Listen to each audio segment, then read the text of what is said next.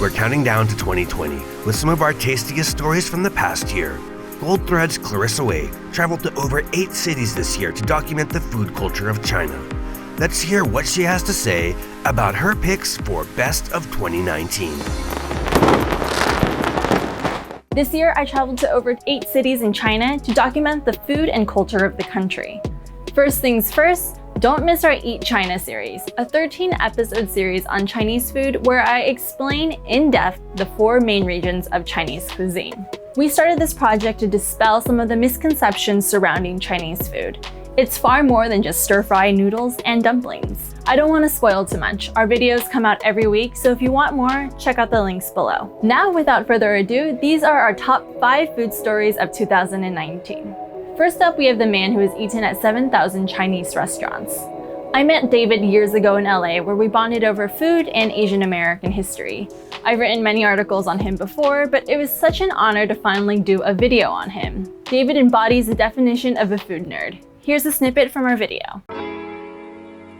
Hi, I'm David R. Chan, and as of today, February 12, 2019, I've eaten at 7,440 plus Chinese restaurants. But what happened is about 30 years ago, I'd probably been to maybe 500 Chinese restaurants at that time, and I decided, well, maybe I should start keeping track of where I've been to prevent inadvertently going to the same restaurant twice. David is a retired tax lawyer and third-generation Chinese American from Los Angeles.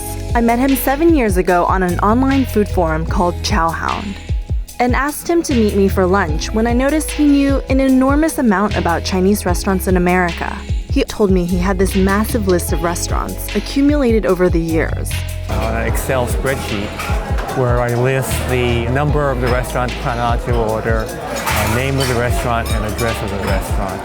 And that he had a collection of menus to go with them. When I started eating at Chinese restaurants, I thought I should have something from that restaurant. For me, really the preferred item is a business card. But some restaurants don't have business cards, they have menus. So basically these are menus from places I went to that didn't have a business card. And so I ended up writing an article on him and drew attention to his list. But David's spreadsheet is much more than just a list of Chinese restaurants across the United States. It also sheds light on the evolution of the Chinese food scene in Los Angeles.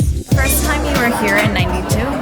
Yes, it was a really big deal when Ocean Star opened up. Has the crowd changed, or the food, or the atmosphere? Well, when it opened in 1992, I was like the greatest thing since sliced bread. Everybody had their banquet here. It was just something really phenomenal.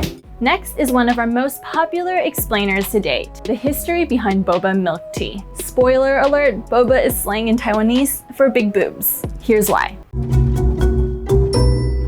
Boba. It's taken the world by storm. Exciting. Cheers. 2 men on a mission to make better boba, which is milk tea with tapioca pearls.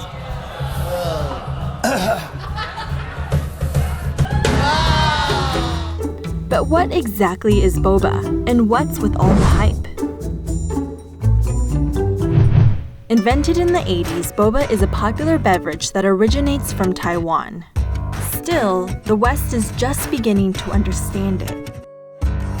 The New York Times famously called it the blobs in your tea, and promptly issued an apology after all the backlash. Both of these tea shops in Taiwan claim they were the first to invent boba in the 80s. As the story goes, someone working at the shop decided to put tapioca pearls into tea on a whim and liked it.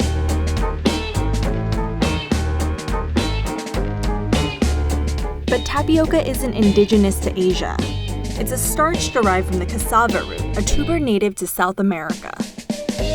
It came to Asia in the 19th century via Portuguese traders, and it thrived in Taiwan because Taiwan has a similar subtropical climate to parts of South America. Modern boba pearls are made by combining tapioca starch with brown sugar water. They're then submerged in a mix of tea and non-dairy milk creamer.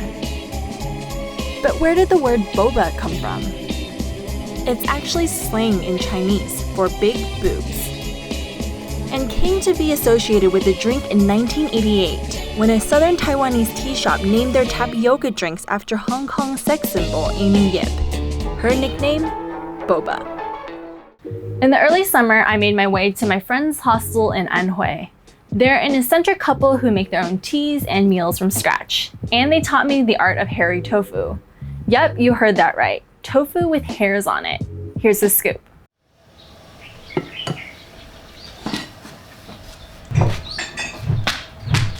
就是很纯天然的一种很古老的一种这个食品了，不是现代出来的一种东西了。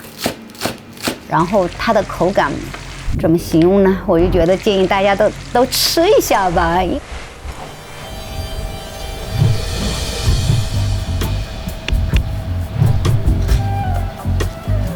我叫虚度，我在安徽宏春经营一家国际青年旅社。 所以呢，就是来的客人都会因为我们的客栈，认识到我们安徽的一些好吃的好玩的。 The texture of hairy tofu is akin to blue cheese, soft but with a creamy and noticeable resistance. The white hairs on the tofu are the result of a natural fermentation process. It's a rather obscure kind of soy product, even in China. But locals in the mountains of Anhui have been eating it for hundreds of years. Tofu blocks are inoculated with fungal spores and left to sit out in a cool and dry place of between 60 and 75 degrees Fahrenheit. 那么这个过程在夏天呢，我们会是3天时间，我们就可以吃了。如果是在冬天的话，它会要差不多6天的时间。 When the hairs grow long and thick, the tofu is ready to be cooked. 是这样的，因为毛豆腐它的制作方法有好多种，那么我们可能比较愿意吃的就是红烧和这个煎制。我烧一份毛豆腐。 In northern China, we explored the city of Qingdao and covered the biggest beer festival in Asia. It was a culinary feast of skewers and street food. My personal favorite, beers in a plastic bag. Okay, I'm gonna try this beer in a bag. I feel like it's a huge waste of plastic. Oh damn, this is really good. Here.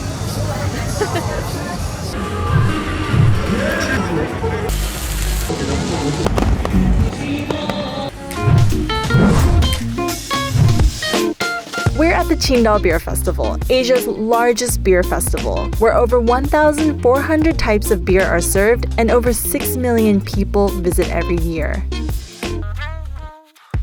Qingdao is the city's namesake beer. In 2017, it was the 3rd most consumed beer in the world, after American behemoth Budweiser and Snow, a Chinese beer only sold in China. But while Snow may dominate by sheer numbers, Qingdao is more internationally known. It is one of the oldest beer brands in China, started by Germans in the early 20th century. Today, it's available in over 70 countries and is the host of this really, really intense beer festival.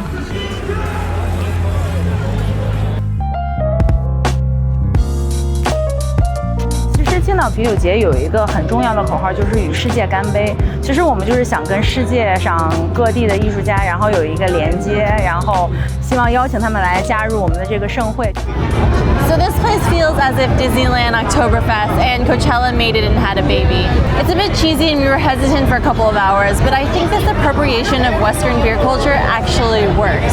And what makes this place particularly awesome is that there's really good comfort food.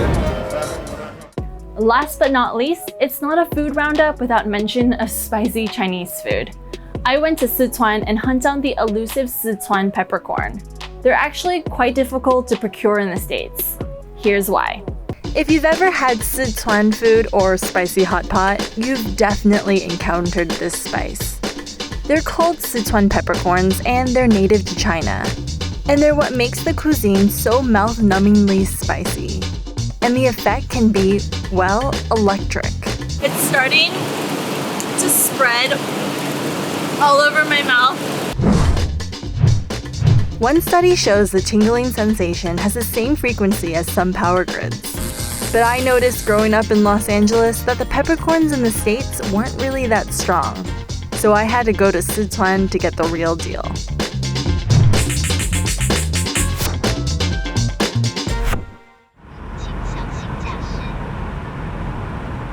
We are on our way to Hanyuan, the epicenter of peppercorn production in China. For the Americans out there, Hanyuan is to peppercorns as Napa is to wine. It is said that the best peppercorns in the world come from here. But whether or not that's actually true, well, we'll find out. I met up with Tsingtao, a peppercorn distributor and processor. He took me to Qingxi, a town in Hanyuan that allegedly has the best peppercorns in the country. 隋唐年间就开始，皇帝就开始吃到这个花椒好，然后他就点名要清洗花椒，每年都给他税贡嘛。它这里的花椒它颗粒不是那么大，可是它的香味还有麻味都特别浓。我们这边花椒的话，从每年的3、4月份嘛，它就开始开花发芽、开花结果，一直到农历的7月中旬，就是立秋嘛。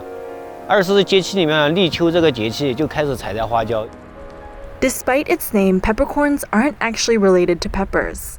Sichuan peppercorns have this sort of like lemonine chemistry, sort of a citrusy flavor, so that sort of gives us a hint that it's in the same family as citrus species. Many different species in the citrus family do have thorns, and specifically younger plants. The reason why peppercorn harvesting is so meticulous is because you see these thorns on it. So you have to do everything by hand. You can't just like grab it. And that's why it can be quite expensive. 53-year-old Li Suzhen has been picking peppercorns for 30 years now. She makes roughly $5 for every kilogram picked. On average, she can pick 10 kilograms a day during the harvest season. And that's it for our top 5 food videos this year. If you have any requests on topics you want us to cover next year, comment below or send us an email at hello@goldthread2.com. And as always, tell all of your friends to subscribe to us at Goldthread 2.